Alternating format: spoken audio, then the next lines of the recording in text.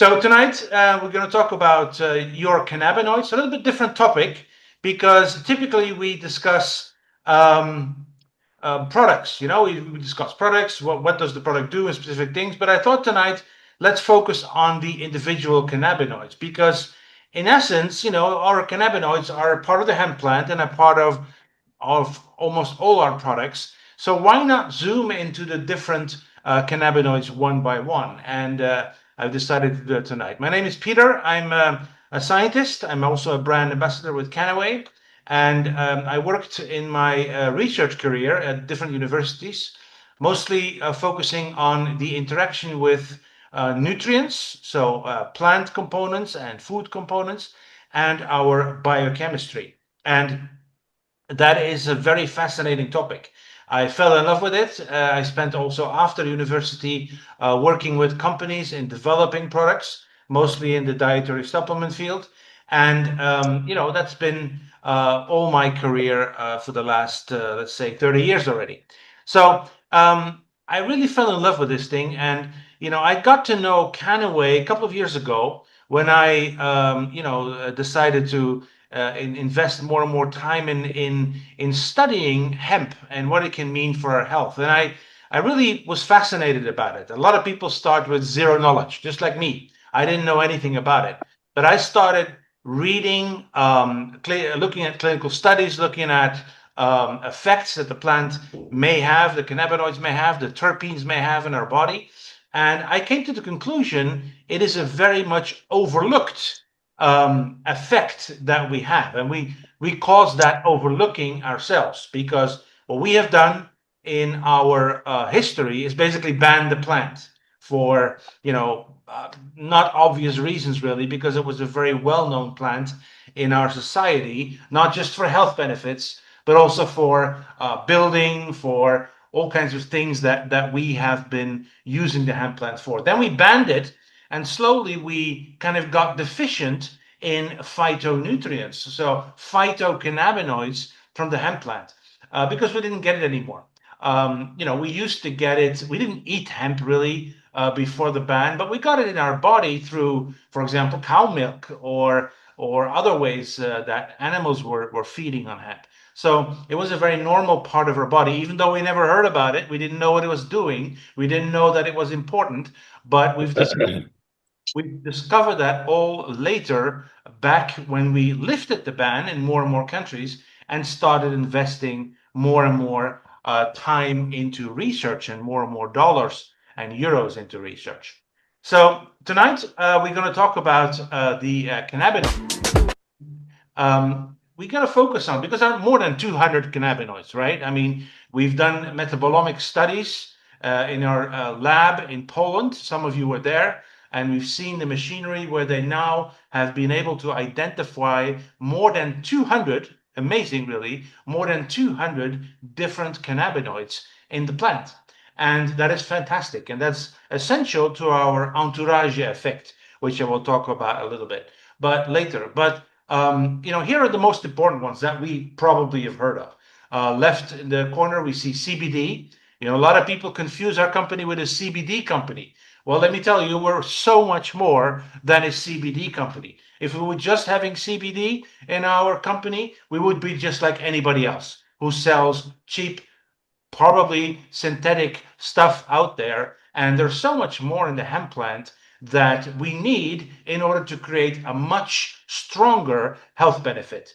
You see a couple of here: CBDA, CBG, CBC, maybe one you haven't heard about, but it's also getting more and more research attention, and of course, CBN.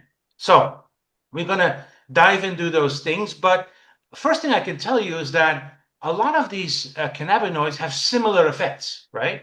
We always read like anti-inflammatory, we read antioxidants, we read neuroprotective, improved focus, and they all do that to some extent. Some better, some not so good, but that is important to know, that because they have a big similar chemical structure, they are having a lot of similar effects, but each of them have specific effects, and that's what I want to talk about tonight. So, and why do they have similar effects? Because of the structure, but also because they interact with the cannabinoid receptors in a similar way. So we know that these cannabinoids all have a positive effect on inflammation. They reduce inflammation, and of course, inflammation is a negative effect in our biochemistry that is, causing all kinds of pain and all kinds of other problems in our body, and also serious diseases like heart disease, inflammatory bowel disease, IBS, Crohn's disease, some Alzheimer's. So, if we can reduce that, we have a potential long-term health benefit. We also know that these things are antioxidant properties. So antioxidants means fighting off free radicals, meaning that we are not so sensitive for the damaging free radicals that we are facing in our society today from our lifestyle, but also from external pollution. They have neuroprotection, as I told you. They are, protecting our nerve signaling between the nerve cells, which improves our happiness, our sleep, our focus abilities, and that is, as we understand, also beneficial for calming.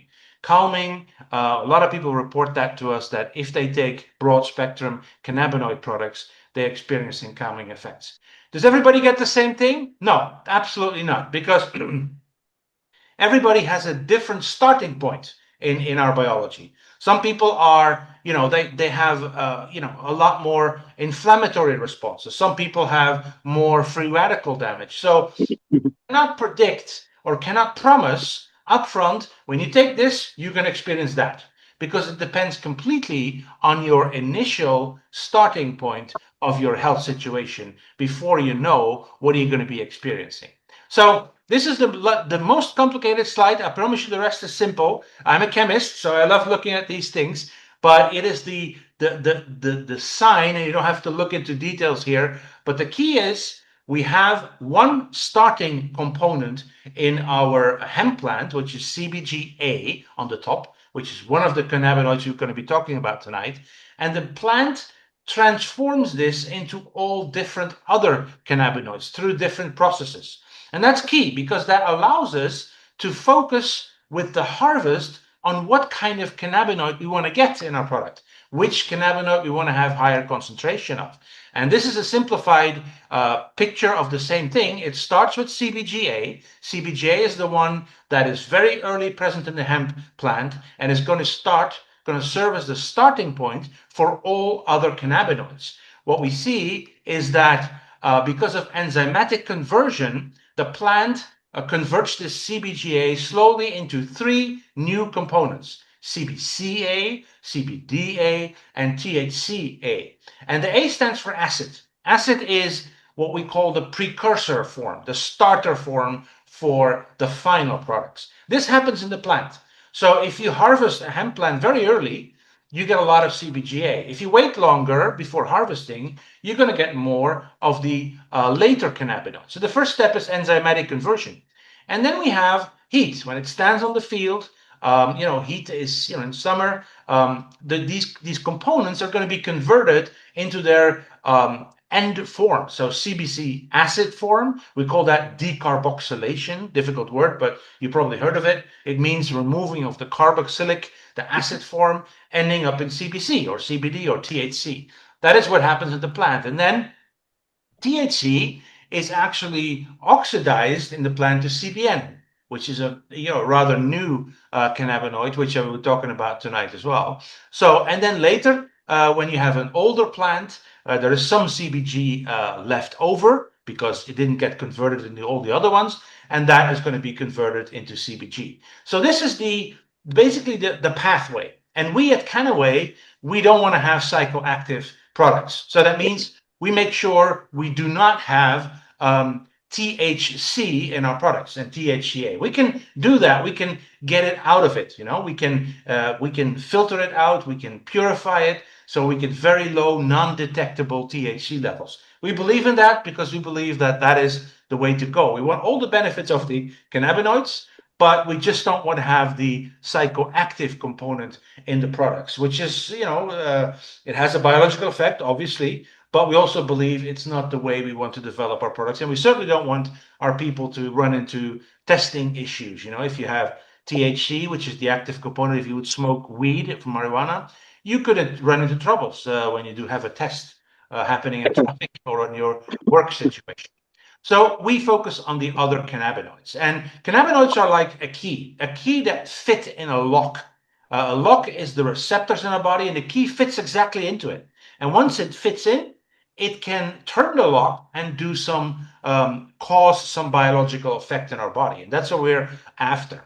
Now, we also know that we hear a word about entourage effect. And entourage is a difficult word maybe, but it means working together gives you a much better effect than looking at individual cannabinoids. And I demonstrate that in this way. You can have an isolate. An isolate is just CBD. And sadly, that is what most products are on the market. If you go on the market, on the street corner, you're going to see a lot of isolates because they're cheap. They're probably even synthetic. They're also easy to communicate because people say, hey, I got 10% CBD oil. Well, great for you, but you're missing completely the wealth, the breadth of the total hemp plant because you're just having one component in your product.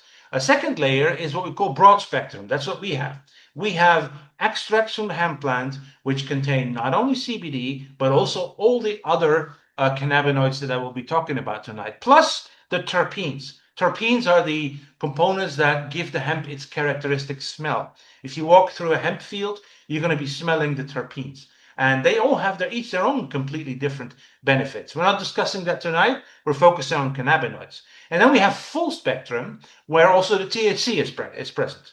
And as I said, we are not on that. Our products have below detection level of THC, and maybe one molecule left or something like that, but not an effective amount. We just don't want to do that at Kannaway. So these receptors are interaction places in our body, and they are responsible for the effect. Here you see there are two different kind of receptors, receptor 1, receptor 2, and they are present in all our body, the skin and the brain and the spine and muscles everywhere. And they have specific locations. So receptor 1 is mostly in the nervous system. And as a result, if you interact with receptor 1, you're going to be seeing effects like improved mood, improved fear, less fear, so improved management of fear, better sleep, better memory, Alzheimer, depression, you name it, because of central nervous system effects. And receptor 2 is mostly in the immune system. So there it causes reduction of inflammation and pain.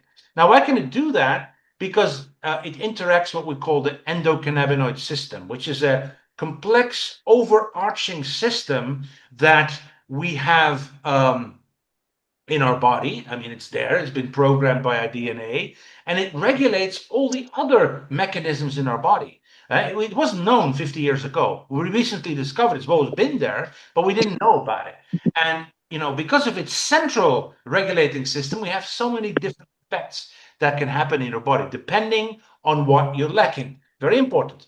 Not everybody is going to get improvement in this because it depends completely on when you start with your biology. Now, what is also important to understand is there are two different ways of interaction or activation of a receptor.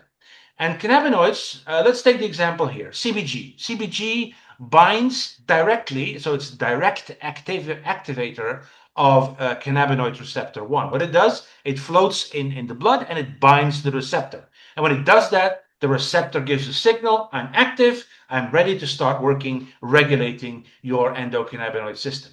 That's direct activation, and CBG is a good example of that.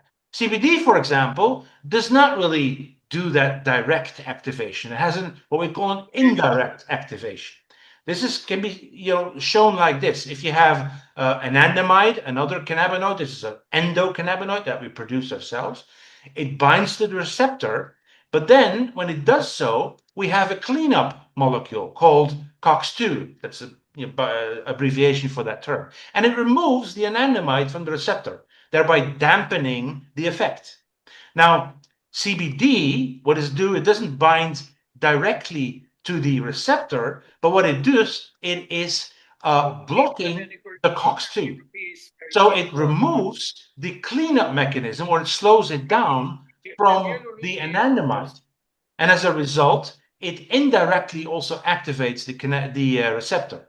Now, in essence, it doesn't really make a difference for what you feel, but I just wanted to make it clear that not every cannabinoid binds to all the receptors. They bind and work in different ways, but they all control the ECS and all the effects I've been showing you. Now, this is an illustration about the entourage effect. And if you take an isolate, yes, it works. CBD as an isolate form works, and it has an effect in your body. But it makes your ECS on the left-hand side work slower. It doesn't come to its full potential. It is doing something, but you can get so much more from the hemp plant if you would focus on multiple cannabinoids. And that is what we do. This is broad spectrum. You see here CBD, you see terpenes, CBG, and they all work together. And when they work together, they have a much stronger effect on the endocannabinoid system. Here you see that, they all, interfere with each other function. And as a result, the ECS is functioning much better and to a higher extent.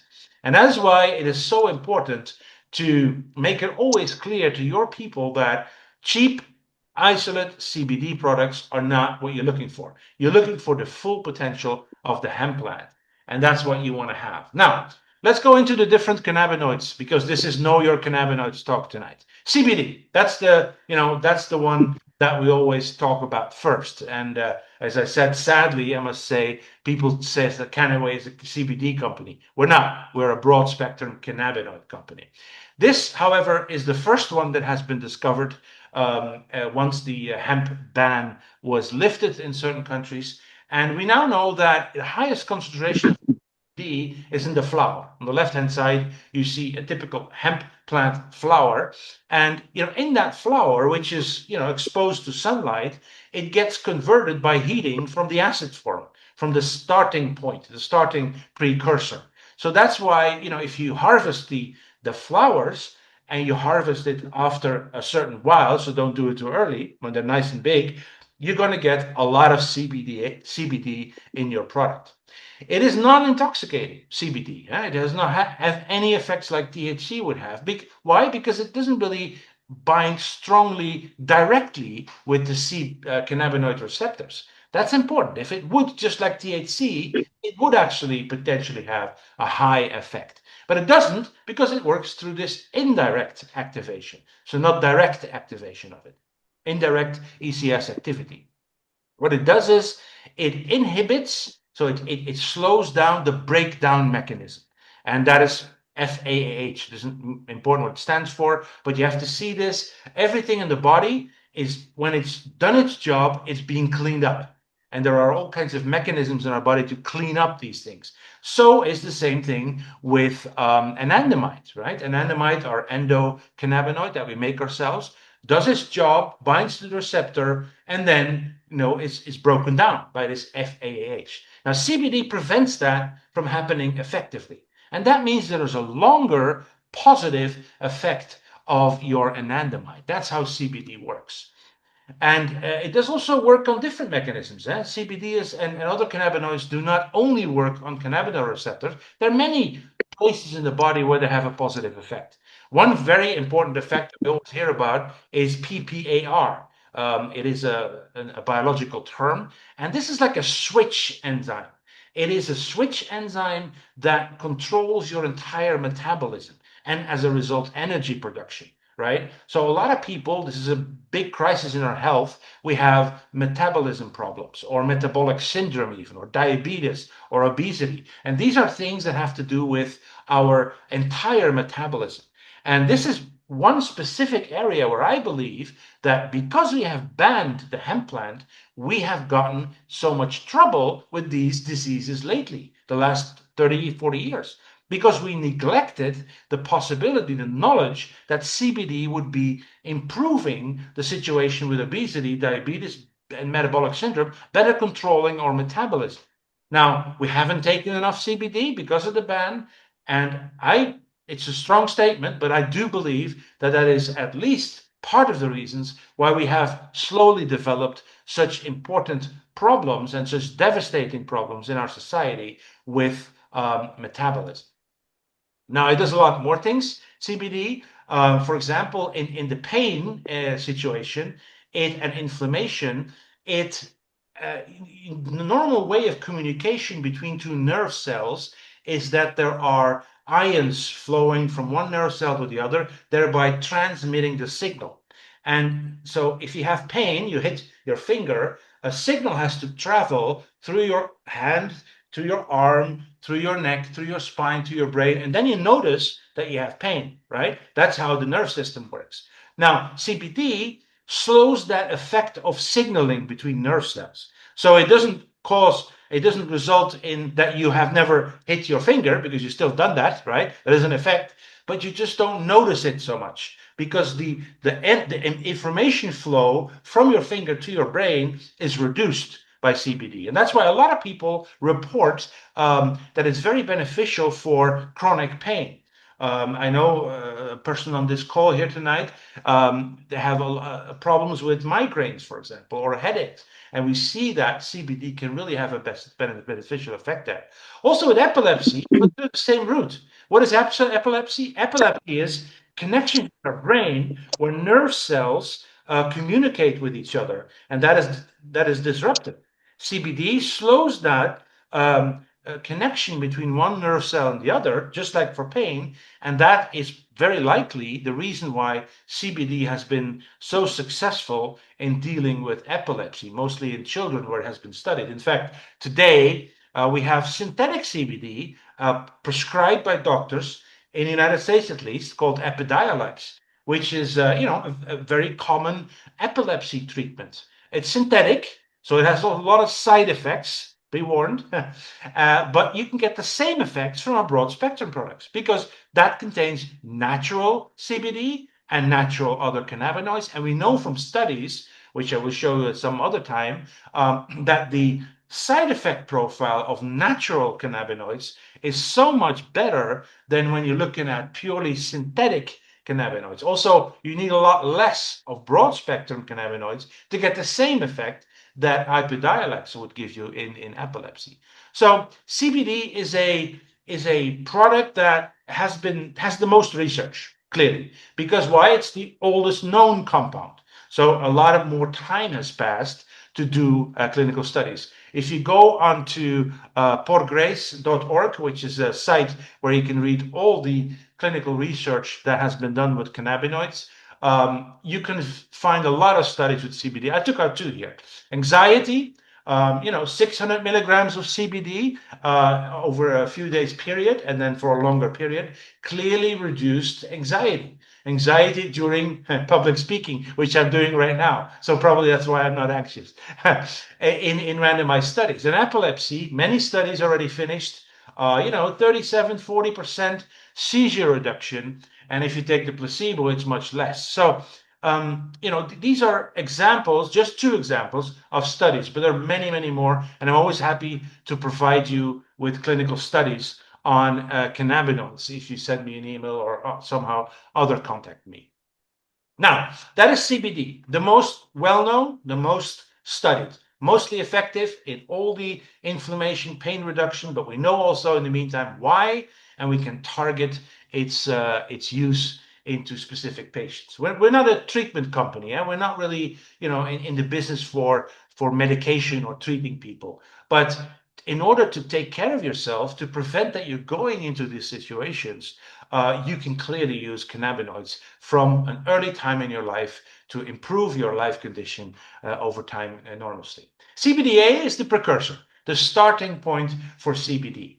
Now, it's even stronger concentration in the plant in the beginning, the raw hemp plant. Why? Because if you leave it longer on the field, the CBDA is going to convert to CBD, right? So if you harvest early in the year, you're going to get a higher concentration of CBDA, the acid form. Also non-intoxicating because it doesn't bind to the cannabinoid receptor. Now this one is turned out to be, next to all the other effects that I talked about, the strong activator of serotonin. And serotonin is very important a neurotransmitter. Again, a signaling molecule between nerve cells. And it slows that down and it stabilizes the mood because of it. Yeah, it activates the serotonin receptor. If you have serotonin produced in your brain, you're going to exert the calming, the focusing effects. And CBDA mimics that. So a lot of people that have, depression symptoms, for example, or less emotionally stable symptoms, or not calm, have anxiety, they are going to be seeing a reduction in serotonin production in your body. And CBDA simply takes over, excuse me, that effect of serotonin. And that's been proven in a lot of models. I mean, there's quite a bit of research and it's emerging on CBDA. As far as I know, they're not clinical studies yet. That's how science works. You start when you're a scientist. I've done it myself. You start in petri dishes. You take a few cells, you see what it does on the cellular level. Then typically research is done into animal models. Whether you like it or not, it is happening still a lot because they're models to see what would happen in a living creature. And then you go finally, if it's all turned out to be positive, to human studies. That's a long period. That takes 10 years easily. So that's why the cannabinoids I'll be talking about from now on don't typically have human studies because it takes a longer time, at least not double-blind, placebo-controlled study. CBDA is also a strong anti-inflammatory suppressor, and that is not shown in humans, but it is shown clearly in these petri dishes with what we call models. You can put cells in a laboratory environment. We know that what kind of molecules they are producing when there is inflammation present, and we can follow that. If we add CBDA to those mixtures and we see a reduction of those inflammatory molecules like interleukin or components like that, we can conclude that there's a strong potential that it has that inflammation dampening in our body. Now let's look at CBG. CBG is we have that in our product portfolio. Of course, we have premium CBG, which is not just CBD. It is again all the cannabinoids, but we have managed because of harvesting at the right time to get a higher concentration of CBG. It's actually present in low amounts in mature plants. Why? Because CBG, remember, was the starting of all other cannabinoids. So if you have a mature plant, it's being transformed into all the other cannabinoids. So you have to really harvest it early to make sure that you have enough CBG in your product, or concentrate it by, for example, distillation. Also has anti-inflammatory components, neuroprotection, metabolic effects, but very interestingly, it also has an eye effect, and particularly for glaucoma. Now, I'm interested in this because I did my PhD research on eye health.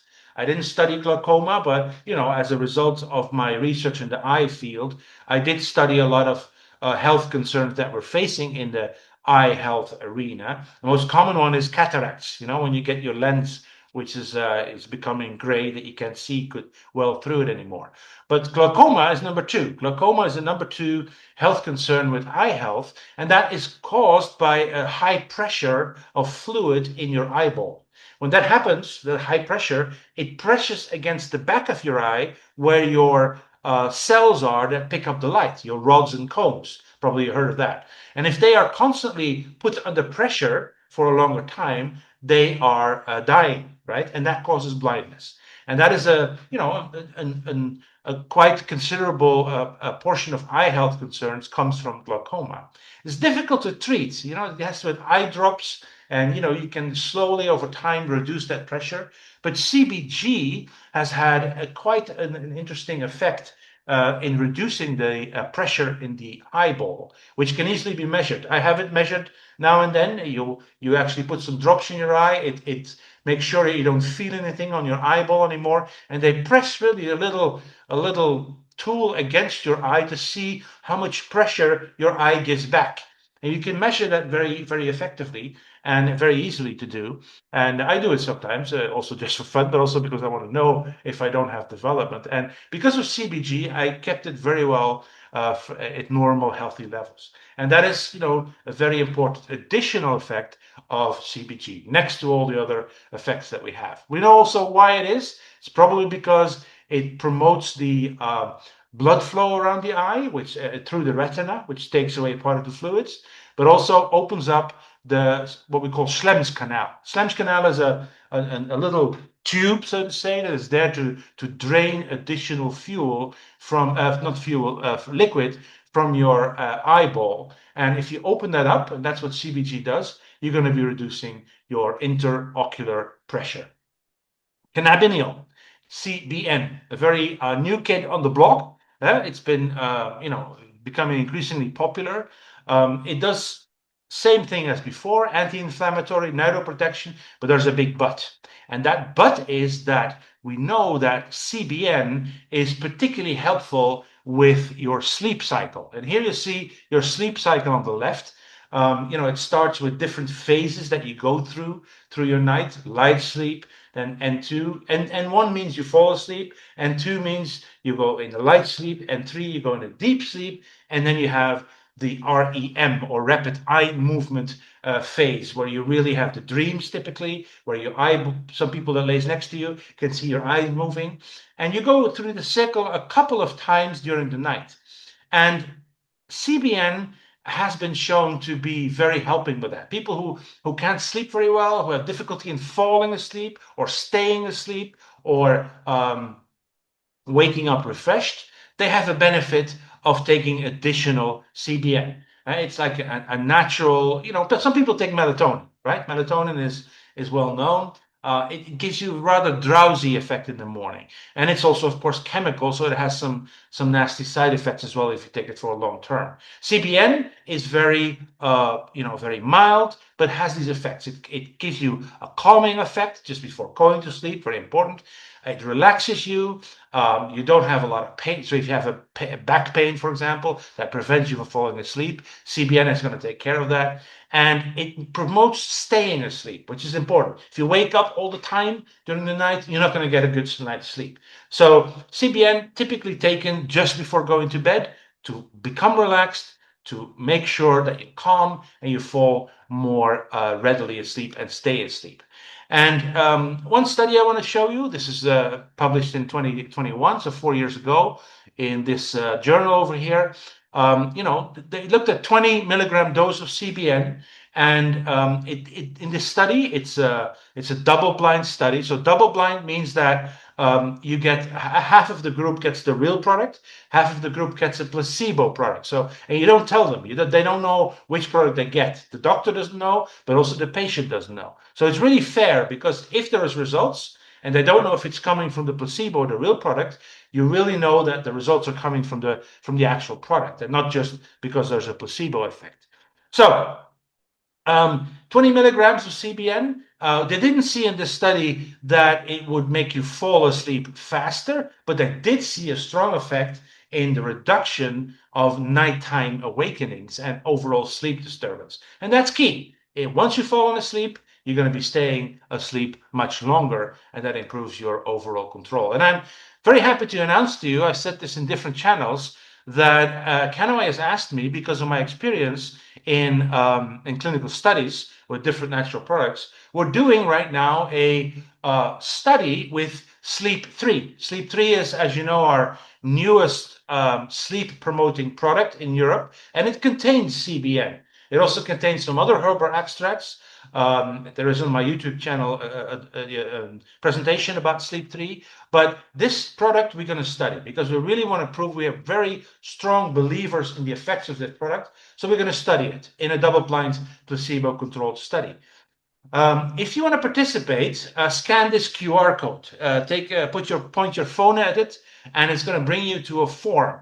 And that form is going to ask you a couple of things about yourself, and we're going to see if you are eligible to participate in this study. And if you are, you're going to get 2 months of product for Sleep 3 for free to test out. What we ask of you is that you take it every day before you go to bed, and every week you fill out a questionnaire. The questionnaire is not invented by me. It's an official sleep quality questionnaire. And in that way, we can follow the effects in this large group of people. We have already, I think we are now at 35 different people that have said yes to this. I want to participate in the study. And maybe you want to do too. And this is what you're going to get if you do. Now, I must warn you, not everybody will be allowed in. Why? Because you can imagine if you're a bad sleeper and you already take a lot of melatonin, for example, or other pharmaceutical products, the extra sleep 3 is not going to make a big difference, right? So that would not be a fair comparison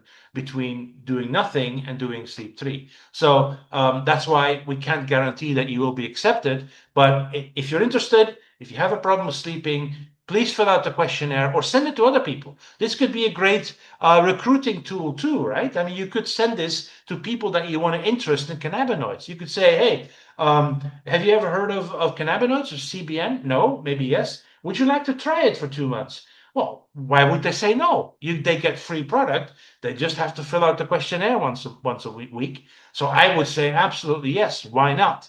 It does not make sense to say no to such an offer. So use that. That is a way to approach people, and maybe when the study is done, interest them to join your business or continue buying Sleep 3 from you. So look at that. You can also, if you don't have time to scan the QR code here, send me a message back and I will send you the link to the form. Now, the last cannabinoid I want to talk with tonight is CBC, a very new one. It's not new, it's always been there, but a very new that we know more and more about this specific cannabinoid. It stands for cannabichromene. So, they have these fancy names these days for all these cannabinoids. And since we have more than 200, we have to come up with no new names all in all again. Now, this has all the benefits that we discussed before, but there's a big but, and that is because become very interesting for cancer potential treatment, prevention. What does it do? We've seen more and more studies being invested into the potential of CBC to reduce tumor growth. And tumor growth is, of course, the thing that we want to prevent in developing cancer, but also surely once you have cancer, you want to slow it down. Now, this is not going to replace traditional cancer treatments. No way, right? I mean, radiation therapy, chemotherapy, this and that. But it may add in helping to shrink tumors more effectively, more faster. And we know that particularly in head and neck cancer, GI cancer, so in the gut, in the intestinal system, bladder cancer and breast cancer. Those are the 4 different areas where currently research has shown to have a potential beneficial effect of CBC. This is not in the clinical phase yet. This is in preclinical results, so it means again in the Petri dish. But this is pretty easy to investigate because you take tumor cells, which you can isolate from a person, and then you can add CBC to it, and you can see, compared to not adding CBC to it, if the cells are going to be slower in growing or even shrinking. And that is what has been proven for these 4 different cancer forms. Now, that probably tells me, since cancers, are similar in processes behind them, that for other cancer types, they also may have a benefit. So, hey, I would say take your cannabinoids. We don't have a specific CBC product, but every Pure Gold, every green hemp oil has CBC in it because it's part of our standard broad spectrum products. So why not take it to prevent cancer from occurring, or when you have cancer, maybe to help you make your other treatments more effective. I think this is very promising. We're still very early in the process, but we're going to see more and more research emerging. Now, this is, there's a reason why it would help with cancer situation that's called apoptosis. Apoptosis is the biological effect to kill cells, and that's what you want to do in tumors, right? You want to kill the tumor cells. And CBC has been shown to promote apoptosis, to promote the reduction of growth of these cancer cells. So that could be the reason why it would work. This has been studied in, for example, breast cancer. This already has been studied in vitro with actual patients that have breast cancer. So I'm very excited about this new aspect. So We are coming to a conclusion here about all the cannabinoids. So the key message here to take home is once you take green hemp oil or pure gold, you get all the cannabinoids. You don't get just one or two or three, you get them all, except for THC, because we are a broad spectrum company. So all the benefits that I described to you are present in pure gold. But if you want to have specific target on, for example, mood or, for example, pain, you can zoom in on CBG or CBN products when you want to promote sleep, because we have those too. It also contains the other cannabinoids, but it's more and higher concentration of certain cannabinoids. So that is what the first message. The second is take always a mixture. Go for the entourage effect. Go for your body to interact with all these cannabinoids together, because they give you such a much higher and stronger effect. And very important as well, research is still emerging. We know a lot already about hemp and CBD. We know more and more about CBG. We're getting to know more about CBN. We know little about CBC, but it's going to emerge because of the positive effects. More and more money is being spent in doing the research, and we'll be contributing to it through the Sleep 3 study, and so will other companies and universities. So it's a very, very promising field, and that's why I'm happy to be in this field, helping people promote their health. Now, I do a lot of these little short videos where I explain things about one topic in just 1 minute, 2 minutes. I publish facts and things about news that comes out of CBD. I talk about experiences that I had in the lab, for example, or on the field. And you can follow this. I do this almost every day. Every day something comes out. And these are 3 possible ways for you to follow me. My WhatsApp channel on the left, I have a Telegram channel, and I have a Facebook page. And every information comes on all the pages, so you don't have to follow them all. You may, and why not? It gives me better visibility if you do. But this allows you to follow what I do, just to benefit you. It's not to recruit people for me. It's not my business thing here. This is just sharing knowledge for everyone that want to know more about hemp, and potentially, hopefully, repost it on your own channels to make sure that that more and more people learn about it, so that you can also interest them for your business as a customer or as a brand ambassador. So follow this. Again, point your camera to one of these QR codes, and you'll get to the page where you can follow me, or send me a little message back if you want to know more about how to get there. That is the presentation tonight on know your cannabinoids. And next week we're going to have a different topic on Wednesday, and I'm happy for you to tune in. Thank you very much.